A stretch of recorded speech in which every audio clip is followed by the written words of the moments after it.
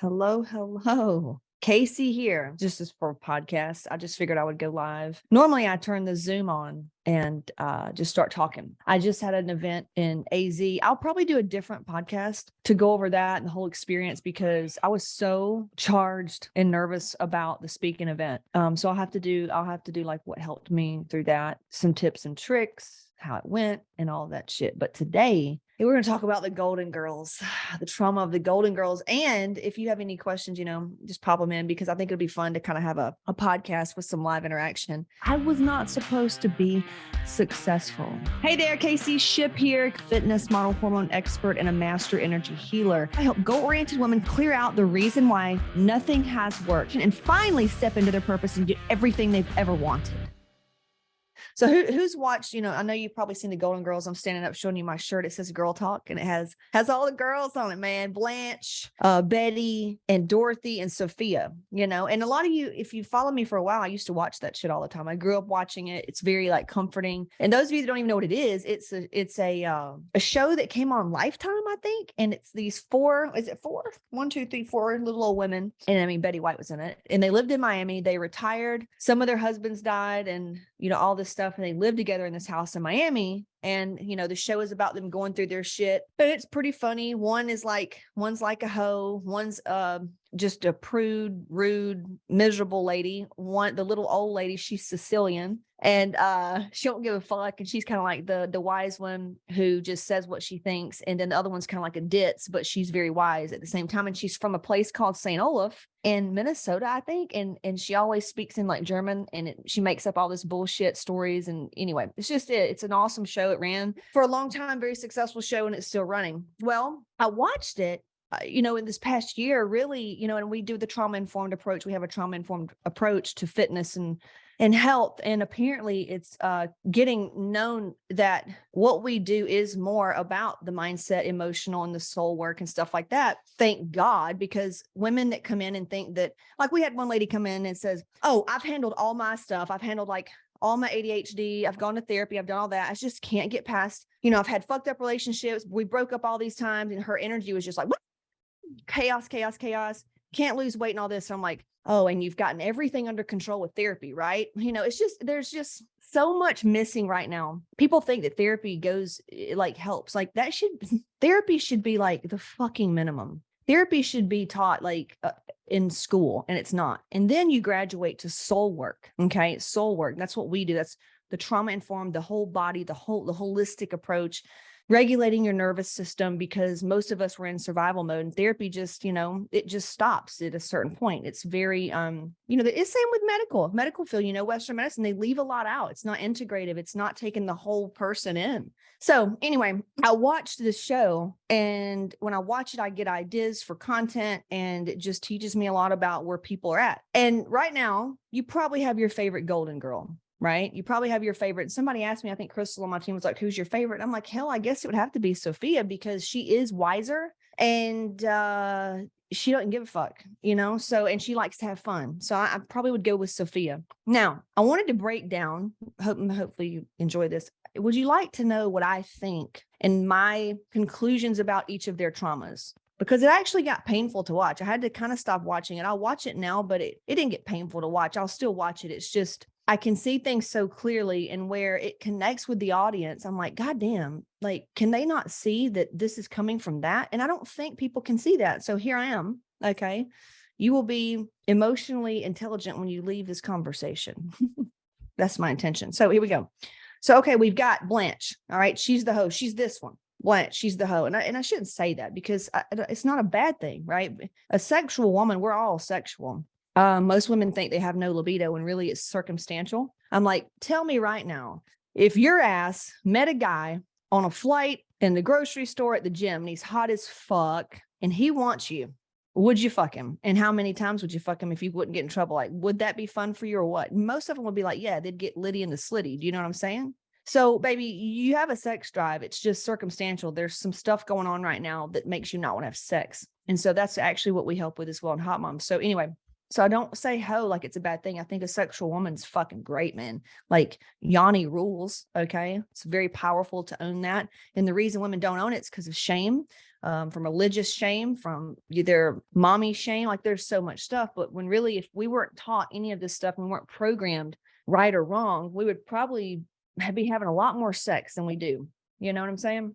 You'd actually, yeah, we'd be having a lot more fun. So anyway, Blanche she slept around with everybody. Matter of fact, they made fun of her all throughout the show of, you know, how many people she slept with. They shamed her throughout the show. And see, this is normal. Like in the show, they laugh. Like the way that Dorothy, she's the tall, she needs to have sex because she needs some dick. Dorothy needs some dick, you know, but she's kind of like this very cynical, smart ass, passive aggressive type of woman. She's got it deep down when she pulls out her heart stuff. It's there. But ultimately, she definitely, you know, she gaslights, she shames, she guilts, all this stuff.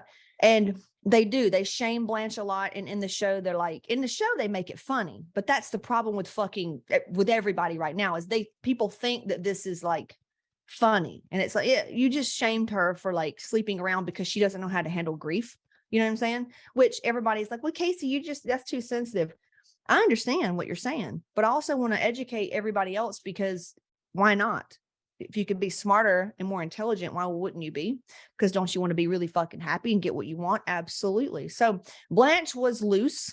And in the show, she lost her husband, like her one and only love. And she says this in one of the episodes. So she lost her one and only love.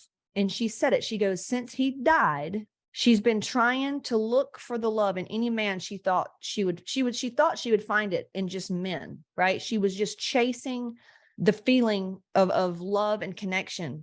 And she was trying to find it in sex, right? And you know, getting sexy and all that stuff. And she had an episode where she just said that. She broke it down. And that's exactly what it is. Have you ever noticed how you wanted to shop when you get sad? Or fuck when you get sad? Some people don't even know. They're just like, well, you just fuck 3 times a day. I'm like, yeah, it's also probably something you're not, you know.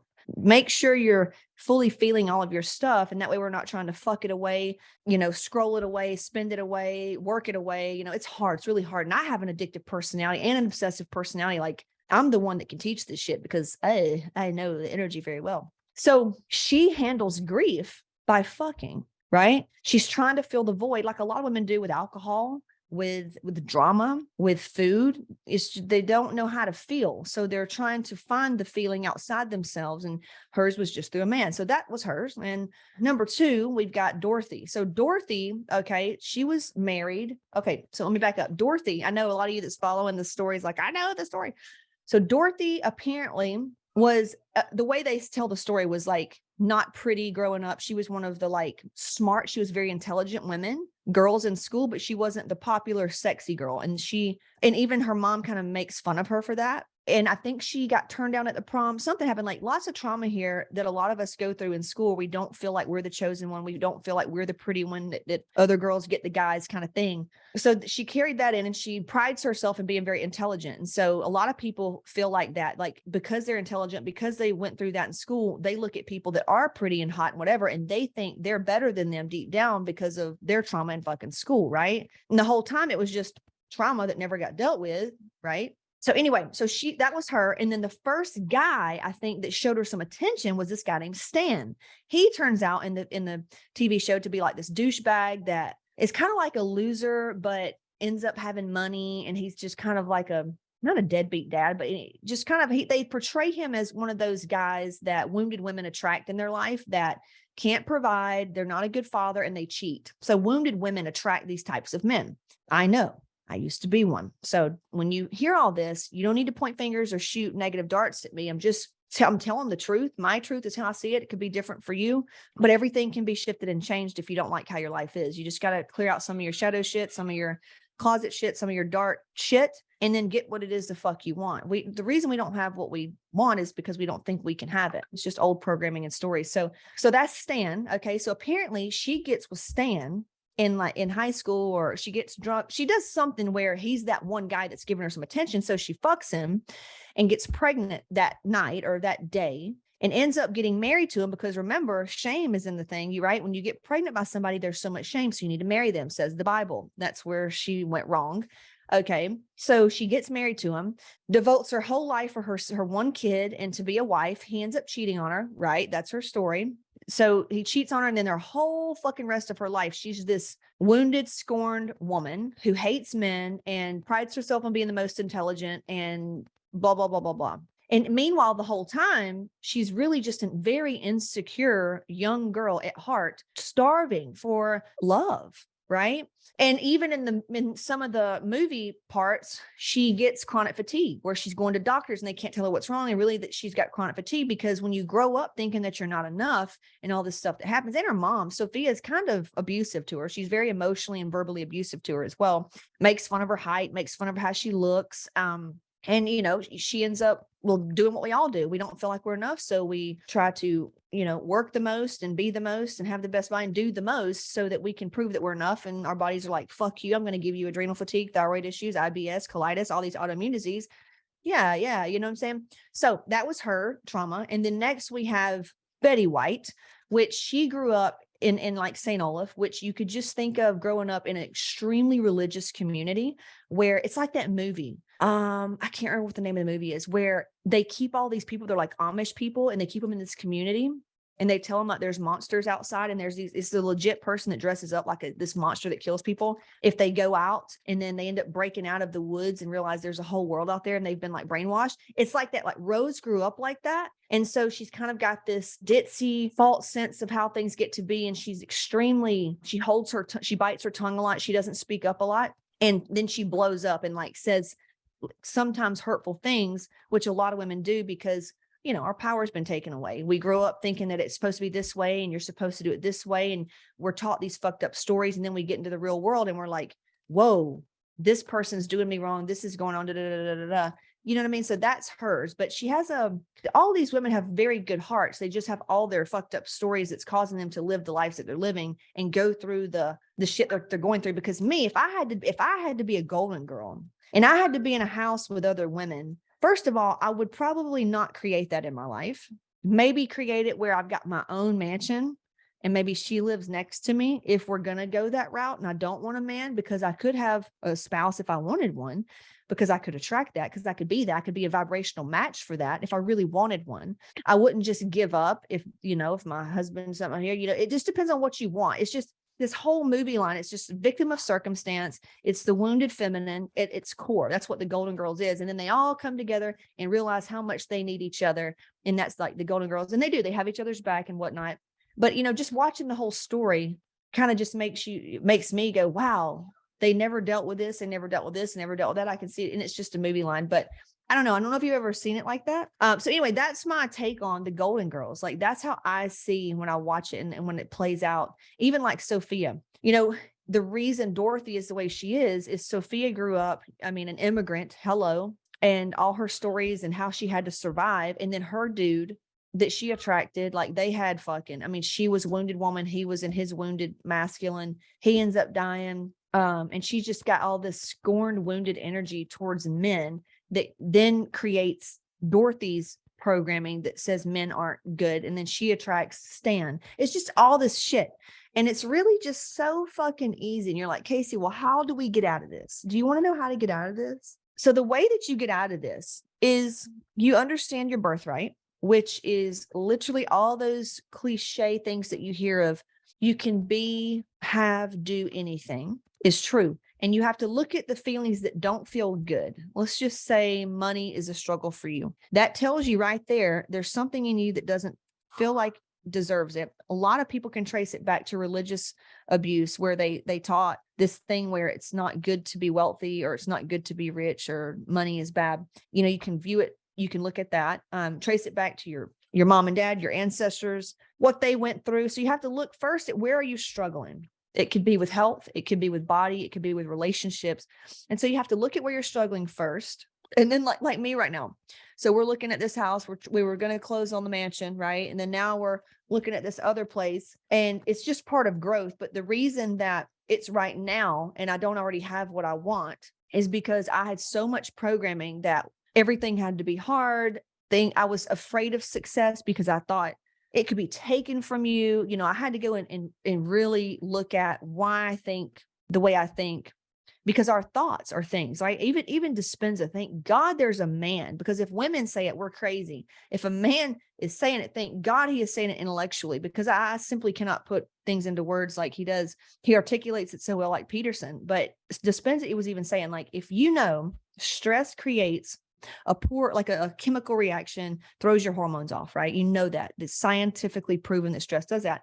And that your brain doesn't know the difference in a lived experience versus a thought, meaning you can think about your problems. You can think about living in fear, something bad going to happen, and like living in that fear. And your body thinks you're living that. It doesn't know the difference. So thought or actuality, it creates this response in your body, stress response. And that is everything. That's like your hormones, literally. So you have to step back and go, okay, where am I struggling? And wherever you're struggling, literally accepting full responsibility and say that I created this, because you did. What happened to us was not our fault. Currently now, being a big girl that we are and a big guy that we are, we have to look at our life and our happenings and literally we create it, because you create everything. You're either in co-creation or you are creating everything. If you don't believe that, then don't listen to my podcast. But realizing that, okay, so I created this, I can also out-create it. And then you just got to find out somebody that teaches you how to track, teaches you how to clear, teaches you how to regulate your nervous system and actually fix the problems at the core. That's what we do. That's what we do at Hot Moms, and inside the program. But that's where you would start. There's a ton of books you could get started on. I mean, listening to the podcast, listening to the videos, great place to start. But I just encourage you to look at your life. And if you don't like something, like I don't like looking out, seeing that ugly ass fence right there, right in my east. But what I want to see in my east moving forward is a view. Okay. And that's what I'm working on. And I feel that in my body. I spend time with that every day, and I feel what the view would feel like. And it's all happening. It's all unfolding. And I can give gratitude for that. And where gratitude lives, shame cannot exist. You feel me? So your only job every day, and my only job every day, is to really be a conscious creator and create our day, create our moment. And if you feel out of control, well, you are the victim. And if you don't like being the victim, well, all you've got to do is take fucking control and get some fucking help. Get some help.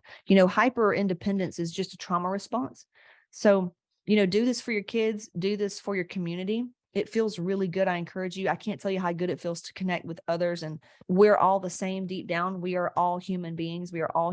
So anything can be shifted. I believe in miracles. I believe that you're a miracle. I believe that your next breakthrough is a miracle. So yeah, I just wanted to do this. Been wanting to do it for a long time. And today I'm going to wear the shirt and we're going to do the podcast. So hope you liked it. If you feel like you're a golden girl and you want to be a magic girl or guy, or just really feel the way you want to feel so you can have what you want to have and without the drama, dude, I got you. So the best place to go is to caseyshipp.com/apply and fill out an application and book a call.